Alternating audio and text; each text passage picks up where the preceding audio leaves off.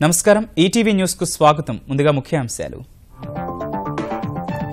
ఇజ్రాయెల్లో చరిత్రాత్మక పర్యటన ప్రారంభించిన ప్రధాని మోదీ ఆత్మీయ స్వాగతం పలికిన నెతన్యాహు ద్వైపాక్షిక సంబంధాలపై కీలక చర్చలు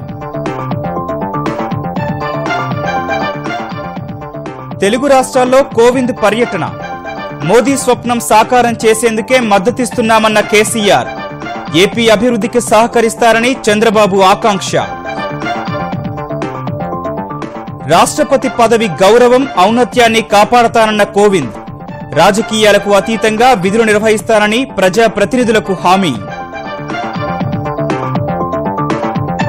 ఏపీ అభివృద్ధి తెలుగుదేశంతోనే సాధ్యమన్న చంద్రబాబు ప్రజల విశ్వాసాన్ని సంపాదిస్తే శాశ్వతంగా అధికారంలో ఉంటామని నేతలకు ఉద్బోధ మాదక ద్రవ్యాల కేసులో దర్యాప్తు ముమ్మరం చేసిన తెలంగాణ ఆబ్కారీ శాఖ మరో 4 నిందితుల అరెస్టు త్వరలోనే కొలిక్కి వస్తుందని వెల్లడి రద్దయిన పెద్ద నోట్ల మార్పిడికి మరో అవకాశం ఇవ్వాలన్న సుప్రీం సహేతుక కారణాలు చూపే వారికి కల్పించడంపై ప్రణాళికతో రావాలని కేంద్రానికి సూచన సుదూర లక్ష్యాలను ఛేదించే ఖండాంతర క్షిపణిని ప్రయోగించిన ఉత్తర కొరియా నియంత్రణ చర్యలు చేపట్టాలని రష్యా చైనాలకు జపాన్ విజ్ఞప్తి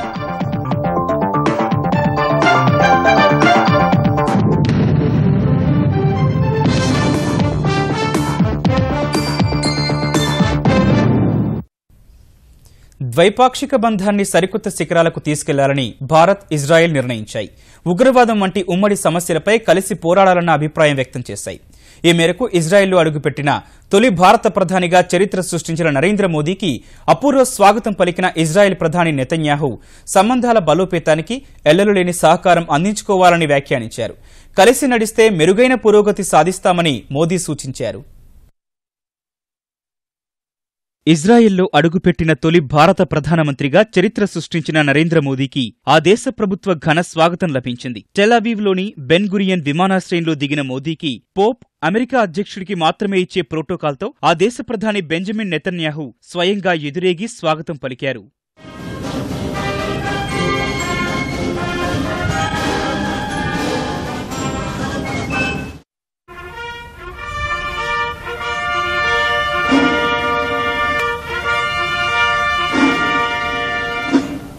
ఇజ్రాయెల్ మంత్రిమండలి మొత్తం విమానాశ్రయానికి తరలిరాగా సైనిక బృందాలు 2 దేశాల జాతీయ గీతాలను ఆలపించాయి విమానాశ్రయంలోనే మాట్లాడిన నెతన్యాహు ఇజ్రాయెల్కు ప్రియమిత్ర దేశమైన భారతదేశ ప్రధాని మోదీకి నిండు మనసుతో స్వాగతం పలుకుతున్నామని పేర్కొన్నారు భారత సంస్కృతి సంప్రదాయాలను అమితంగా గౌరవిస్తున్నామన్న ఆయన మోదీకి ఆప్కా స్వాగత్ హై మేరే దోస్త్ అంటూ హిందీలో స్వాగతం పలికారు భారత ప్రధాని ఇజ్రాయెల్ రాక కోసం 70 ఏళ్లుగా ఎదురుచూస్తున్నట్లు తెలిపారు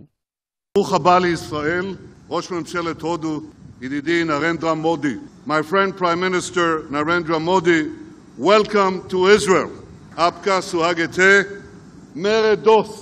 అనంతరం ప్రసంగించిన మోదీ ద్వైపాక్షిక బంధాన్ని బలోపేతం చేసుకునేందుకు కృతనిశ్చయంతో ఉన్నట్లు వివరించారు. In our path of sustained high growth and all-round development, India counts Israel amongst its important partners. The need to rely on science, technology, innovation and higher technical education to overcome our developmental challenges to common to both of us.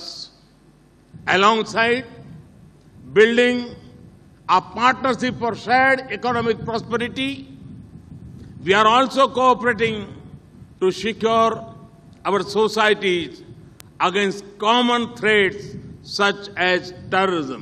ఫ్లోరికల్చర్లో నూతన సాంకేతిక పరిజ్ఞానం ఆవిష్కరణలను తెలుసుకునేందుకు ప్రఖ్యాత డాంజిగర్ పుష్పక్షేత్రాన్ని మోదీ సందర్శించారు సుమారు 80,000 చదరపు మీటర్ల విస్తీర్ణంతో 1953లో ఈ క్షేత్రాన్ని ఏర్పాటు చేయగా ప్రస్తుతం ఈ క్షేత్రం 60 దేశాలకు పూల మొక్కలు పుష్పాలను ఎగుమతి చేస్తోంది blooming partnership between the nations with our deepest request cheers the Danziger family and staff. అనంతరం నెతన్యాహుతో ద్వైపాక్షిక చర్చలు జరపనున్న మోదీ సైబర్ భద్రత, నవకల్పనలు, శాస్త్ర సాంకేతిక, అంతరిక్ష విజ్ఞానం వంటి వివిధ రంగాల్లో పలు ఒప్పందాలు కుదుర్చుకోనున్నారు. ఉగ్రవాద నిర్మూలన సహా కీలక రంగాల్లో సహకారాన్ని పెంపొందించుకోవడంపై సమాలోచనలు జరపనున్నారు. మరో 2 రోజులు ఇజ్రాయిల్లోనే పర్యటించనున్న మోదీ తర్వాత జర్మనీలో జరిగే G20 సమావేశాల్లో పాల్గొంటారు. రాష్ట్రపతి పదవికున్న గౌరవం, ఔన్నత్యాన్ని కాపాడతానని ఎన్డీఏ రాష్ట్రపతి అభ్యర్థి రామ్నాథ్ కోవింద్ అన్నారు. రాజకీయాలకు అతీతంగా నిష్పక్షపాతంగా విధులు నిర్వహిస్తారని హైదరాబాద్లో తెరాస నిర్వహించిన సమావేశంలో పేర్కొన్నారు. భారత్ను అభివృద్ధిలో అగ్రగామిగా నిలపాలన్న ప్రధాని మోదీ స్వప్నాన్ని సాకారం చేసేందుకే ఎన్డీఏ అభ్యర్థికి మద్దతు పలికినట్లు ముఖ్యమంత్రి కేసీఆర్ స్పష్టం చేశారు. రాష్ట్రపతి ఎన్నికల్లో తనకు మద్దతు పలికిన పార్టీల ప్రజాప్రతినిధులను కలిసే క్రమంలో హైదరాబాద్ వచ్చిన ఎన్డీఏ అభ్యర్థి రామ్నాథ్ కోవింద్ పలు పార్టీల నేతలను కలిశారు. ఢిల్లీ నుంచి ప్రత్యేక విమానం ద్వారా బేగంపేట విమానాశ్రయానికి చేరుకున్న కోవింద్ కు భాజపా, తెరాస నేతలు ఘనస్వాగతం పలికారు. తరువాత హరిత ప్లాజా చేరుకున్న రామ్నాథ్ భాజపా ఎంపీ, ఎమ్మెల్సీ, ఎమ్మెల్యేలతో సమావేశమయ్యారు. వెంటనే తెలంగాణ తెలుగుదేశం శాసనసభ్యులతో కొద్దిసేపు ముచ్చటించారు. పార్క్ హయత్ హోటల్లో వైకాపా ఎమ్మెల్యేలు, ఎంపీలతో సమావేశమైన ఆయన తరువాత జలవిహార్ చేరుకుని తెరాస ఏర్పాటు చేసిన కార్యక్రమంలో పాల్గొన్నారు. ముఖ్యమంత్రి కేసీఆర్ స్వయంగా స్వాగతం పలికారు. ఈ కార్యక్రమంలో కేంద్ర మంత్రులు వెంకయ్య, దత్తాత్రేయ సహా పలువురు రాష్ట్ర మంత్రులు, తెరాస, భాజపా ప్రజాప్రతినిధులు పాల్గొన్నారు. ఎన్నికల్లో మద్దతు పలికినందుకు కేసీఆర్ కు రామ్నాథ్ ధన్యవాదాలు తెలిపారు. I express my gratitude to the NDA under the dynamic leadership of our Honorable Prime Minister Shri Narendra Modi and non-NDA parties, especially TRS. TRS chief, he had extended his support to me even before my name was announced and I filed my nomination. Friends, I can also assure you that I will always strive for all-round development of the nation, irrespective of caste, creed, language, region, geographical situation. పోరాటాల ద్వారా ఏర్పడిన తెలంగాణ అన్ని రంగాల్లో అభివృద్ధి చెందుతోందన్న కేసీఆర్ రాష్ట్రానికి రామ్నాథ్ ఆశీర్వాదం కావాలని కోరారు. తెలంగాణ राष्ट्र समिति की तरफ से माननीय प्रधानमंत्री श्री नरेंद्र मोदी जी के भारत को आर्थिक विकास एवं समृद्धि प्रदान करने के सपने को कोऑपरेटिव फेडरलिज्म द्वारा साकार करने में पूर्ण रूप से उनके साथ है. आदरणीय श्री रामनाथ कोविंद जी, मुझे ये कहने में कोई संदेह नहीं है कि चुनाव में आपकी भारी जीत सुनिश्चित है और मैं टीआरएस पार्टी की तरफ से एक बार फिर हमारे पूरे समर्थन का आश्वासन दे रहा हूं. రామ్నాథ్ కు రాజకీయ, రాజ్యాంగపరమైన, న్యాయపరమైన అంశాల్లో అపార అనుభవం ఉందన్న కేంద్ర మంత్రి వెంకయ్య ఆయనపై ప్రతిపక్షాలు పోటీ పెట్టకుండా ఉండాల్సిందని వ్యాఖ్యానించారు. మోదీ లక్ష్యాలకు మద్దతుగా నిలుస్తున్నందుకు కేసీఆర్ కు ధన్యవాదాలు తెలిపారు. Even before I spoke to KCR, KCR was already on the job of talking to state administration, talking to collectors. He has appointed nodal officers. Even on remonetization also, he guided the administration. This is where the unity between center and state. This is where Team India. This is where development. Development means something we are agreeing, let us implement it. Instead of waiting for Delhi to decide anything. So I would like to really compliment Sri Chandrasekhar Rao. సమావేశం ముగియగానే కేసీఆర్ కోవింద్ కు తెలంగాణ వంటకాలతో మధ్యాహ్న భోజనం ఏర్పాటు చేశారు. అనంతరం కేసీఆర్, మంత్రులు బేగంపేట విమానాశ్రయానికి వెళ్లి రామ్నాథ్ కు వీడ్కోలు పలికారు. అనంతరం ఆంధ్రప్రదేశ్ వెళ్లిన రామ్నాథ్ కు విజయవాడలో ఘన స్వాగతం లభించింది. ముఖ్యమంత్రి చంద్రబాబు విమానాశ్రయానికి వెళ్లి సాదర స్వాగతం పలికారు. ఏ కన్వెన్షన్ సెంటర్లో ఏర్పాటు చేసిన కార్యక్రమంలో కేంద్ర మంత్రులు వెంకయ్య, అశోక్ గజపతిరాజు సహా తెలుగుదేశం, భాజపా ప్రజాప్రతినిధులు పాల్గొనగా వారందరినీ వ్యక్తిగతంగా పలకరించి మద్దతు కోరిన రామ్నాథ్ తెలుగువారు ఎన్టీఆర్ను అవతార పురుషుడిగా ఆరాధిస్తారని గుర్తు చేశారు. రామ్నాథ్కు రాష్ట్రపతి అయ్యే అన్ని అర్హతలు ఉన్నాయని చెప్పిన చంద్రబాబు 26 ఏళ్లు భాజపాలో చురుగ్గా ఉన్నా వివాదరహితుడిగానే పనిచేశారని గుర్తు చేశారు. ఎన్నికల్లో ఆయనకు 70% కంటే ఎక్కువ ఓట్లు వస్తాయన్న బాబు ఆంధ్రప్రదేశ్ అభివృద్ధికి కోవింద్ కూడా పూర్తి సహకారం అందిస్తారని ఆశిస్తున్నట్లు చెప్పారు. అనంతరం కోవింద్కు చంద్రబాబు తేనీటి విందు ఇచ్చారు. I pay my respectful tribute to the great leader, Mr. N.T. Ramarao. We used to call him Telugu Pride. Of course, I do not understand Telugu language, but I could a little bit. I had seen his role in Mahabharat. And at that time when I used to come to Hyderabad, I used to communicate with some of our people, who is this gentleman? Then they said, sir, in Telugu, he is taken as Avatara, that is incarnation of Lord Krishna.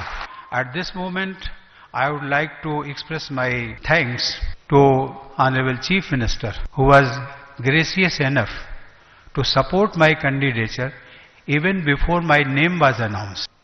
If you see all his biodata, nobody is better than Ramnath Kovind ji for becoming the President of India. Even he is above politics. He made it very clear, I am no party, so everybody has to support. Generally, this type of positions, we have to elect above politics. But somehow, remaining parties are unable to show that magnanimity. I am very happy, sir, under Honorable Prime Minister Narendra Modi ji, India is moving very fast. At this juncture, your elevation to President, it will give more dignity, more stability for the country. తర్వాత విజయవాడ స్వరాజ్య మైదానంలో జరుగుతున్న వెంకటేశ్వర వైభవోత్సవాలకు రామ్నాథ్ కోవింద్, కేంద్ర మంత్రి వెంకయ్యనాయుడు, ముఖ్యమంత్రి చంద్రబాబు హాజరై స్వామివారి ఆశీస్సులు తీసుకున్నారు. ఉత్సవాల కోసం ఏర్పాటు చేసిన తిరుమల తిరుపతి దేవస్థానం నమూనా ఆలయంలో కోవింద్, ఇతరులు ప్రత్యేక పూజలు చేయించారు. ఆంధ్రప్రదేశ్ను అభివృద్ది పథంలో నడిపే సత్తా ఒక్క తెలుగుదేశం ప్రభుత్వానికే ఉందని ముఖ్యమంత్రి చంద్రబాబు స్పష్టం చేశారు. ఈ ఏడాది జలవనరుల శాఖ పరిధిలో 50,000 కోట్లు ఖర్చు చేసి 24 సాగునీటి ప్రాజెక్టులను పూర్తి చేస్తున్నట్లు తెలుగుదేశం రాష్ట్ర స్థాయి సమావేశంలో పేర్కొన్నారు. అయితే చేసిన పనులను చెప్పుకోలేకపోతున్నామని ఆవేదన వ్యక్తం చేశారు. ఈ ప్రభుత్వం తమదనే భావన ప్రజలకు కలిగిస్తే తెలుగుదేశం శాశ్వతంగా అధికారంలో ఉంటుందని దిశానిర్దేశం చేశారు. విజయవాడ ఏ కన్వెన్షన్ సెంటర్లో జరిగిన పార్టీ రాష్ట్ర స్థాయి సమావేశంలో అధినేత చంద్రబాబు తెలుగుదేశం బలోపేతానికి అనుసరించాల్సిన వ్యూహంపై దిశానిర్దేశం చేశారు. ప్రభుత్వం చేపట్టిన కార్యక్రమాలు క్షేత్రస్థాయిలో సక్రమంగా అమలయ్యేలా కృషి చేయాలని సూచించారు. గత 3 ఏళ్లలో ఎన్ని ఇబ్బందులెదురైనా ప్రజాసేవలకు ఆటంకం కలగకుండా చర్యలు తీసుకున్నామని, సంక్షేమ పథకాల్లో అవినీతిని నిర్మూలించామన్న ఆయన రాష్ట్రంలో విద్యుత్ ఛార్జీలు తగ్గించేందుకు ప్రయత్నం చేస్తున్నామన్నారు. ప్రతిపక్షం అడుగడుగునా అభివృద్ధిని ఏ విధంగా అడ్డుకుంటుందో ప్రజలకు వివరించాలని సూచించారు. మనం ఎంత డబ్బులు ఖర్చు పెట్టామనే దానికంటే మనం ఏ విధంగా ప్రజల్లో ఒక అవేర్నెస్ తీసుకొస్తున్నాం, మనమే కాకుండా ఎక్కడికక్కడ బాధ్యత నిర్వహించడం అందరూ పనిచేస్తున్నారు లేదని చాలా ముఖ్యం. బాగా పనిచేసినా మనం చెప్పడం లేదు, చెప్పకపోయే కొద్దికి అది మర్చిపోయి ఏ సమస్య పరిష్కారం కాదో ఆ చిన్న చిన్న సమస్యలే మేజర్ ఇష్యూస్ గా మాట్లాడుతూ ఉంటారు. అంటే నేను ఎందుకు ఈ మాట చెప్తున్నానంటే చరిత్రలో ఎప్పుడూ జరగని పనులు మనం చేశాం. ఎక్కడ ఒక్క దగ్గర కూడా ఇబ్బంది లేకుండా ప్యాడీ ప్రొక్యూర్ చేస్తున్నాం. రైతులకు ఎంఎస్పీ రానప్పుడంతా మనం ఇంటర్వ్యూన్ అయ్యాం. కందులు గాని, మిరప గాని, అంతమును పామాయిల్, టొబాకో అన్ని పంటలు మనం ఉల్లిపాయల దగ్గర కొన్నాం. అందుకే రైతాంగంలో ఎక్కడా లేనటువంటి సాటిస్ఫాక్షన్ మనం తేగలిగామంటే రైతుల పట్ల ఉండే అభిమానంతో మనం చేయగలిగాం. కళావిహీనమైన గ్రామాలను అభివృద్ది పదంలో నడిపిస్తున్నామన్న బాబు కరువు జిల్లా అనంతకు 30 టీఎంసీల నీరు ఇవ్వడం సహా కర్నూలును సస్యశ్యామలం చేశామన్నారు. ఈ సంవత్సరం ఒక్క ఇరిగేషన్ లో 50,000 కోట్లు ఖర్చు పెడతాం. ఈ సంవత్సరం అయితే చింతలపూడి లిఫ్ట్ ఇరిగేషన్ కూడా ఈ సంవత్సరం టెండర్ పిలుస్తున్నాం. దీనివల్ల అప్లాంట్స్ ఆఫ్ వెస్ట్ గోదావరి, అదే మరి నాగార్జున సాగర్ లెఫ్ట్ కెనాల్ దాని చివరి భూములకి నీళ్లు వచ్చే పరిస్థితి, అది కూడా పూర్తి చేస్తున్నాం. శాశ్వతంగా రాష్ట్రంలో కరువు లేకుండా చేయాలనే ఉద్దేశంతో we're going water conservation big way. Janmabhoomi కమిటీల ద్వారా గ్రామీణ గృహ నిర్మాణ లబ్దిదారుల జాబితా రూపొందించేలా చేసి ప్రభుత్వానికి అందేలా చూడాలని నేతలకు చంద్రబాబు సూచించారు. ఆగస్టు నెలాఖరులోగా పార్టీ పోలింగ్ కేంద్రం స్థాయి కమిటీల నియామకం పూర్తి చేయాలని సమావేశంలో మంత్రి లోకేష్ పేర్కొన్నారు. హైదరాబాద్ మాదక ద్రవ్యాల కేసు దర్యాప్తు ముమ్మరంగా సాగుతోంది. నగరంలోని వివిధ ప్రాంతాల్లో మెరుపు దాడులు నిర్వహిస్తోన్న తెలంగాణ ఆబ్కారీ శాఖ ఎన్ఫోర్స్మెంట్ డైరెక్టరేట్ అధికారులు ఈ కేసుతో ప్రమేయమున్న మరో 4గురిని అరెస్టు చేశారు. వారి నుంచి 100 యూనిట్ల ఎల్ఎస్డీ మత్తుమందు స్వాధీనం చేసుకున్నారు. 2 రోజుల క్రితం 3గురిని అరెస్టు చేసిన అధికారులు వారి స్నేహితులు నిఖిల్ శెట్టి, రవికిరణ్, కుందన్ సింగ్, అమన్ నాయుడుగా గుర్తించి అరెస్టు చేశారు. వీరంతా ఇంజనీరింగ్ చదివారన్న అధికారులు మరో 3 లేదా 5గురిని అరెస్టు చేస్తే కేసు మొత్తం ఓ కొలిక్కి వస్తుందని ఆశాభావంతో ఉన్నారు. విదేశాల నుంచి మాదక ద్రవ్యాలను దిగుమతి చేసుకుని పాఠశాలలు, కళాశాలల విద్యార్థులే లక్ష్యంగా దందా సాగుతున్నట్లు గుర్తించిన అధికారులు నగరంలో వివిధ పాఠశాలలకు చెందిన 1000 మందికి పైగా విద్యార్థులు మాదక ద్రవ్యాలు సేవిస్తున్నట్లు తేల్చారు. కళాశాలలకు చెందిన విద్యార్థులు ఎంతమంది మత్తు మహమ్మారికి బానిసయ్యారో లెక్క తేల్చే పనిలో నిమగ్నమయ్యారు. అయితే మాదక ద్రవ్యాలు వాడుతున్న విద్యార్థులను ఎట్టి పరిస్థితుల్లో అరెస్టు చేయబోమని స్పష్టం చేశారు. ఇప్పుడు ఆల్మోస్ట్ మన జాబితా లిస్ట్లో 1000 కంటే ఎక్కువ స్కూల్ పిల్లల పేరు వచ్చినాయి. నిన్నటి వరకు ఓన్లీ స్కూల్స్ మీద వర్క్ చేయడం జరిగింది. ఈ నిన్న నైట్ రేడ్స్ వలన మళ్ళీ కొంచెం డిస్టర్బ్ అయింది. ఈ రోజు కొన్ని కాలేజెస్ ఎక్కువ వాడుతున్నారు, అలాంటి మీద వర్క్ చేసి నిన్నటి స్కూల్స్కి ఎస్ఎంఎస్ఎస్, రిటర్న్ మెసేజెస్ పంపడం జరిగినాయి. ఇది అయిన తర్వాతనే ఎంటర్టైన్మెంట్ ఇండస్ట్రీలో ఉండవచ్చు, లేకపోతే ఐటీ సెక్టర్లో పని చేసేవాడు. ఆ నెక్స్ట్ మన ప్రయారిటీ, మన first priority school and college students ఉంది. హైదరాబాద్లోని బీరంగూడ ముత్తూట్ ఫైనాన్స్ దోపిడీ ఘటనను మరవకముందే మైలార్దేవ్పల్లిలోని ముత్తూట్ ఫైనాన్స్లో దోపిడీ చేసేందుకు దుండగులు విఫలయత్నం చేశారు.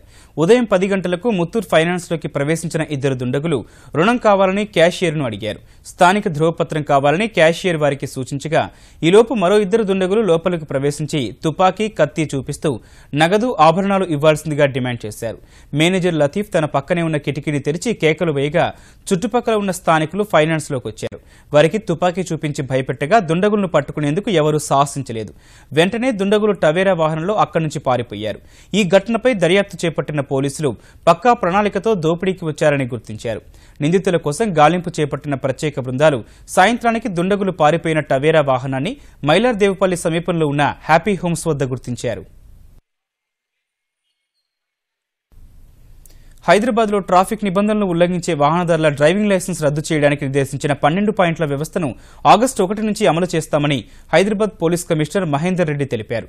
2 సంవత్సరాల్లో 12 పాయింట్లు నమోదైన వాహనదారుల డ్రైవింగ్ లైసెన్స్ రద్దు చేయడమే కాకుండా 3 సార్లు ఇలాగే ఉల్లంఘనలు చేస్తే వాహనాన్ని కూడా సీజ్ చేస్తామని చెప్పారు.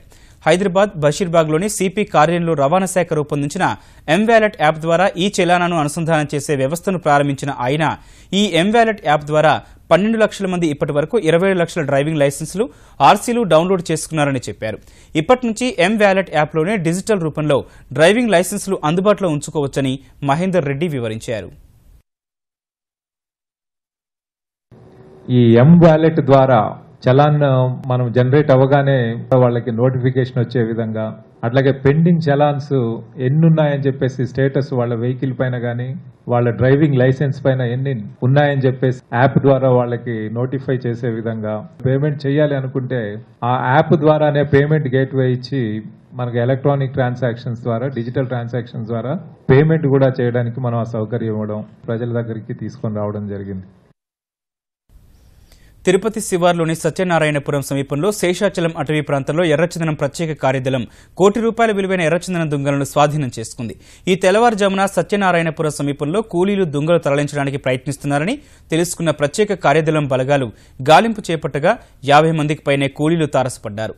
లొంగిపోవాలని పోలీసులు హెచ్చరించగా కూలీలు రాళ్లదాడి చేశారని, ఈ దిశలో గాల్లోకి కాల్పులు జరిపి వారిని చెదరగొట్టినట్లు ప్రత్యేక కార్యదళం అధికారులు వెల్లడించారు. ఎర్రచందనం దుంగలను తరలించేందుకు వినియోగిస్తున్న ఓ ఏజెంట్కు చెందిన హెరిటేజ్ పాల వాహనాన్ని స్వాధీనం చేసుకున్నట్టు కార్యదళం అధికారులు తెలిపారు. ఏపీఎస్ఆర్టీసీ అభివృద్ధితో పాటు కార్మికుల సంక్షేమానికి తమ ప్రభుత్వం కట్టుబడి ఉందని ఆంధ్రప్రదేశ్ రవాణా శాఖ మంత్రి అచ్చెన్నాయుడు తెలిపారు. మరో మంత్రి కామినేని శ్రీనివాస్తో కలిసి విజయవాడలో ఆర్టీసీ కార్మికుల కోసం నిర్మించిన 50 పడకల ఆసుపత్రిని ప్రారంభించిన ఆయన ఆర్టీసీని ప్రైవేటీకరిస్తారని వస్తోన్న వార్తల్ని కార్మికులు నమ్మవద్దని సూచించారు. ప్రభుత్వ ఉద్యోగులతో సమానంగా ఆర్టీసీ కార్మికులకు పదవీ విరమణ వయస్సు 60 ఏళ్లకు పెంచుతామని మంత్రి హామీ ఇచ్చారు. మన్యం వీరుడు అల్లూరి సీతారామరాజు 120వ జయంతిని పురస్కరించుకుని తెలుగు రాష్ట్రాల్లో ఆయనకు ఘన నివాళి అర్పించారు. హైదరాబాద్ ట్యాంక్ బండ్పై ఉన్న అల్లూరి విగ్రహానికి పలువురు పూలమాలలు వేసి నివాళులర్పించారు.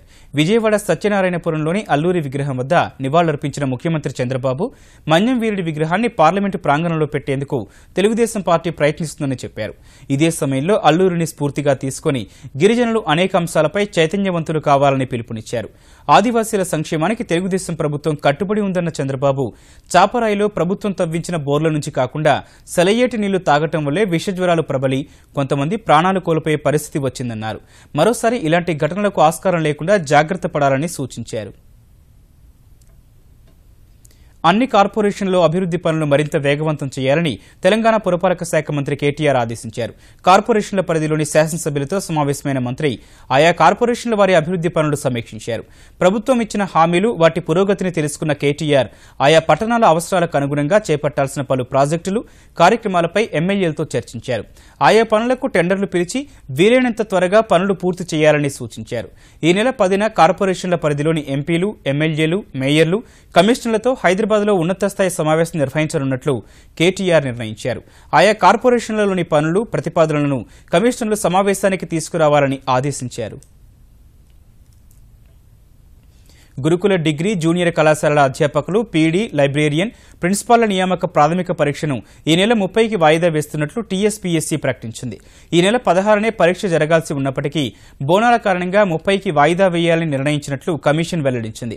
అదేవిధంగా అభ్యర్థులు సమర్పించిన వ్యక్తిగత వివరాల్లో మార్పులు చేసుకోవడానికి మరో అవకాశం కల్పించింది. ఈ నెల 6, 7, 8 తేదీల్లో వెబ్సైట్లో మార్పులు చేసుకోవచ్చని తెలిపింది. ఈ ఎడిట్ ఆప్షన్ను ఒకసారి మాత్రమే వాడుకోవచ్చని తెలిపింది. అమెరికాపై అణుదాడికి అవసరమైన రాకెట్ అభివృద్ధికి కృషి చేస్తున్న ఉత్తర కొరియా దిశలో కీలక పురోగతి సాధించి అందరినీ ఆందోళనకు ఆగ్రహానికి గురిచేసింది. అగ్రరాజ్యం స్వాతంత్ర్య దినోత్సవం జరుపుకుంటున్న వేళ అమెరికాలోని అలాస్కా రాష్ట్రానికి చేరుకోగలదని భావిస్తున్న ఖండాంతర క్షిపణిని ఉత్తర కొరియా పరీక్షించింది. ఉత్తర ప్యోంగాన్ రాష్ట్రం బ్యాంగ్యోన్ నుంచి ప్రయోగించిన క్షిపణి 37 నిమిషాలు ప్రయాణించి తూర్పు సముద్రంలోని జపాన్ ప్రత్యేక ఆర్థిక మండలిలో పడింది. ఓ దశలో 2,500 కిలోమీటర్ల ఎత్తులో ఈ క్షిపణి ప్రయాణించిందన్న నిపుణులు 6,700 కిలోమీటర్ల దూరంలోని లక్ష్యాన్ని ఛేదించగలదని అంచనా వేశారు. క్షిపణి ప్రయోగం తర్వాత ఉత్తర కొరియాపై దక్షిణ కొరియా, జపాన్, అమెరికా ఆగ్రహం వ్యక్తం చేశాయి. ఉత్తర కొరియా నుంచి ముప్పు పెరిగిందన్న జపాన్ ప్రధాని షింజో అబే ఆ దేశాన్ని కట్టడి చేసేందుకు చైనా, రష్యా నిర్మాణాత్మక చర్యలు తీసుకోవాలని కోరారు. క్షిపణి ప్రయోగాలు చేయడం మినహా కిమ్ జాంగ్ కు మరో పని లేదని ట్వీట్ చేసిన అమెరికా అధ్యక్షుడు డొనాల్డ్ ట్రంప్ దక్షిణ కొరియా, జపాన్ సరైన ప్రతిచర్యలు చేపట్టడం లేదని అసంతృప్తి వ్యక్తం చేశారు. ఉత్తర కొరియాను కట్టడి చేసేందుకు చైనా కఠిన చర్యలు తీసుకోవాలని సూచించారు. రద్దయిన పెద్ద నోట్లను సహేతుక కారణాలతో నిర్ణీత గడువులో మార్చుకోలేకపోయిన వారికి మరో అవకాశం ఇచ్చి తీరాల్సిందేనని సుప్రీంకోర్టు స్పష్టం చేసింది. ఇందుకు 2 వారాల్లో ప్రణాళికను రూపొందించాలని కేంద్రానికి రిజర్వ్ బ్యాంకుకు సూచించింది. గతేడాది నవంబర్ 8న రద్దు చేసిన 500, 1000 రూపాయల నోట్లను డిసెంబర్ 30 తర్వాత బ్యాంకుల్లో జమ చేసేందుకు అనుమతించకపోవడాన్ని సవాల్ చేస్తూ దాఖలైన వ్యాజ్యంపై విచారణ కొనసాగించిన సుప్రీంకోర్టు కేంద్రం తీరుపై అసంతృప్తి వ్యక్తం చేసింది. సహేతుక కారణాలతో పాత నోట్లు జమ చేయలేకపోయిన వారి నోట్ల మార్పిడికి అనుమతించకపోతే తీవ్రమైన సమస్యలు తలెత్తే ప్రమాదం ఉందని హెచ్చరించింది. డిసెంబర్ 30న కేంద్రం జారీ చేసిన ప్రకటనను రద్దు చేస్తూ తీర్పునిచ్చేలా చేయొద్దన్న సుప్రీంకోర్టు సహేతుక కారణాలున్న వారికి మరో అవకాశం ఇవ్వాల్సిందేనని స్పష్టం చేసింది. ఈ అంశాన్ని పరిశీలించి ప్రమాణపత్రం దాఖలు చేస్తామని కేంద్రం చెప్పగా కోర్టు తదుపరి విచారణ ఈ నెల 18కి వాయిదా వేసింది. ముఖ్యాంశాలు మరోసారి. ఇజ్రాయెల్లో చరిత్రాత్మక పర్యటన ప్రారంభించిన ప్రధాని మోదీ, ఆత్మీయ స్వాగతం పలికిన నెతన్యాహు, ద్వైపాక్షిక సంబంధాలపై కీలక చర్చలు.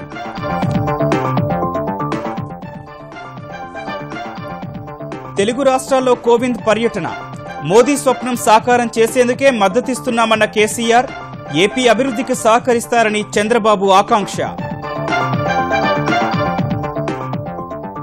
రాష్ట్రపతి పదవి గౌరవం, ఔన్నత్యాన్ని కాపాడతారన్న కోవింద్, రాజకీయాలకు అతీతంగా విధులు నిర్వహిస్తారని ప్రజాప్రతినిధులకు హామీ. ఏపీ అభివృద్ధి తెలుగుదేశంతోనే సాధ్యమన్న చంద్రబాబు, ప్రజల విశ్వాసాన్ని సంపాదిస్తే శాశ్వతంగా అధికారంలో ఉంటామని నేతలకు ఉద్బోధ. మాదక ద్రవ్యాల కేసులో దర్యాప్తు ముమ్మరం చేసిన తెలంగాణ ఆబ్కారీ శాఖ, మరో 4 నిందితుల అరెస్టు త్వరలోనే కొలిక్కి వస్తుందని వెల్లడి.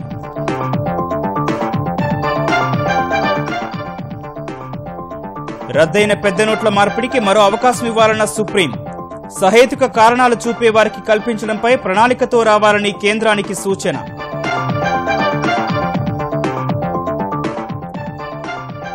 సుదూర లక్ష్యాలను ఛేదించే ఖండాంతర క్షిపణిని ప్రయోగించిన ఉత్తర కొరియా, నియంత్రణ చర్యలు చేపట్టాలని రష్యా, చైనాలకు జపాన్ విజ్ఞప్తి.